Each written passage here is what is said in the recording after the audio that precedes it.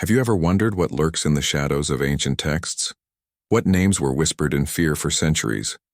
Today we're delving into the heart of darkness, exploring the top 10 most terrifying demons in Judeo-Christian beliefs. From ancient lore to medieval grimoires, these entities have haunted human imagination, representing our deepest fears and temptations. So, dim the lights, and let's begin our countdown. Starting our list at number 10 is a name that drips with ancient menace. Baal. Originally a powerful weather and fertility god worshipped in Canaan, Baal's reputation took a dark turn in the Hebrew Bible. He became a symbol of idolatry and moral decay. Prophets warned against his cult, which was said to involve depraved rituals and even human sacrifice. Imagine a being so alluring it could turn entire nations away from their beliefs, leading them down a path of corruption. That's the insidious power of Baal, a fallen god turned formidable demon, representing the ultimate spiritual betrayal. At number 9, we encounter Asmodeus, often called the king of demons. His name is synonymous with one of the most powerful and destructive human emotions, lust. According to the Book of Tobit, Asmodeus was a jealous and wrathful spirit who plagued a young woman named Sarah, bringing ruin to her 7 successive husbands on their wedding nights. He's not just a tempter, he's a bringer of chaos, a wrecker of homes, and a master of discord. Asmodeus is often depicted as a fearsome king with 3 heads, one of a man, one of a ram, and one of a bull, riding a dragon and carrying a lance. He represents the destructive force of unchecked desire, capable of turning love into a source of immense suffering. Flying into our number 8 spot is a being whose name is literally the stuff of nightmares, Beelzebub, the Lord of the Flies. This title isn't just for show. It paints a picture of decay, disease, and filth. Originally a Philistine deity, Beelzebub was later demonized, becoming one of the highest-ranking demons in hell, second only to Satan himself. He's associated with pestilence and gluttony, and his presence is said to attract swarms of flies, symbolizing the corruption he spreads. In demonology, he's a prince of hell, commanding legions of lesser spirits. The very thought of a being who commands decay and disease is enough to make your skin crawl, making Beelzebub a truly terrifying figure. At number 7, we meet a figure shrouded in mystery and controversy, Lilith. Her story isn't found in the main biblical canon, but in ancient Jewish folklore and mysticism. According to some legends, Lilith was Adam's first wife, created as his equal.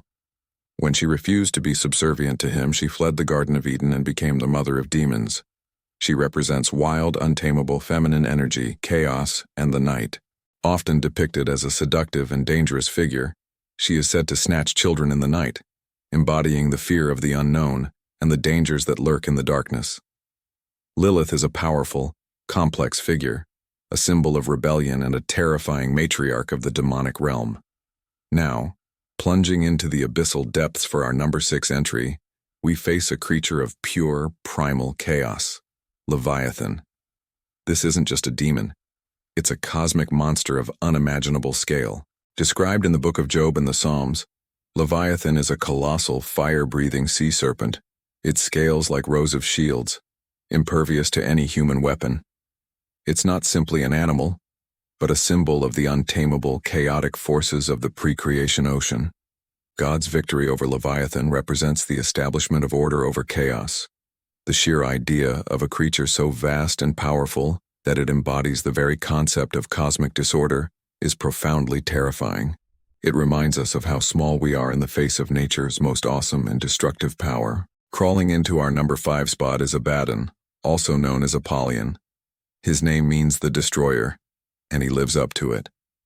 Mentioned in the Book of Revelation, Abaddon is the angel of the bottomless pit, the king of a plague of demonic locusts that will be unleashed upon the world during the end times. These aren't ordinary insects. They have the faces of men, the hair of women, and the teeth of lions, and their purpose is not to kill, but to torment humanity for 5 months with stings like a scorpion's. Abaddon isn't a tempter or a deceiver. He is a pure instrument of divine wrath and destruction, the literal embodiment of the apocalypse.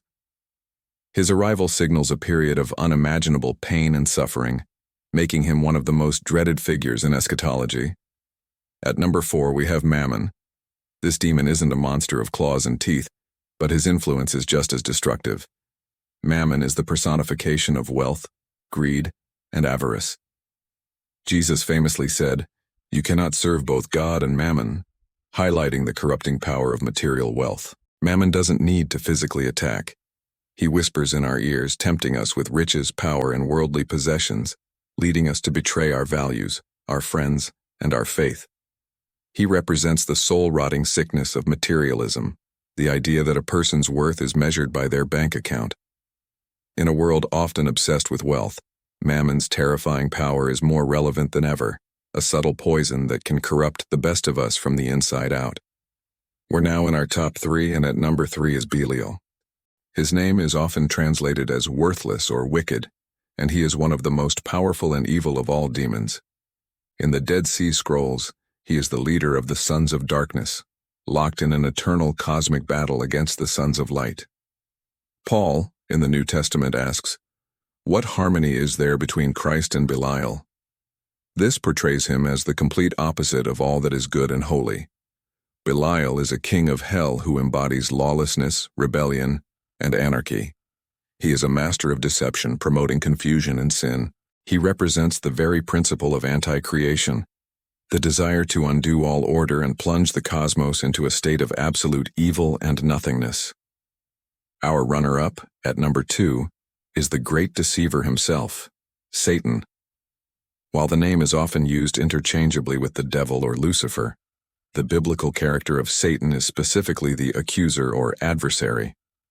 In the book of Job, he is a member of God's heavenly court, a celestial prosecutor whose job is to test the faithfulness of humanity.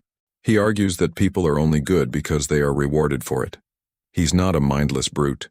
He's intelligent, cunning, and legalistic. He uses our own weaknesses and the letter of the law against us. This version of Satan is terrifying because he represents the cold, cynical logic that questions the very existence of genuine goodness in the universe. He's the ultimate challenger, the adversary who seeks to prove that our faith, love, and virtue are all a sham.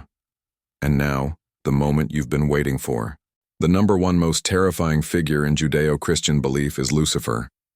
Before the fall, he was the light bringer, the most beautiful, wise, and powerful of all angels.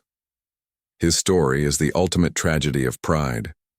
Consumed by his own perfection, he desired to be equal to God, leading a rebellion in heaven. He and his followers were cast out, and he became the devil, the prince of darkness. What makes Lucifer so terrifying is not just his immense power, but his origin. He is a testament to the idea that the greatest evil can arise from the greatest good. He is the embodiment of pride, the first sin, and the ultimate corruption.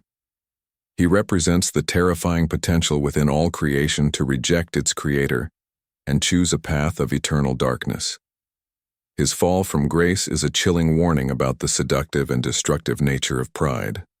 From cosmic sea monsters to the fallen morning star, these 10 figures have shaped our understanding of evil for millennia. They are more than just scary stories. They are reflections of our own struggles with temptation, pride, and a chaotic world. Which one of these did you find the most terrifying? Let me know in the comments below. Thank you so much for joining me on this journey into the shadows. If you enjoyed this video, please give it a thumbs up, and don't forget to subscribe and hit that notification bell so you do not miss our next deep dive into the mysteries of history and mythology. Until next time, stay curious.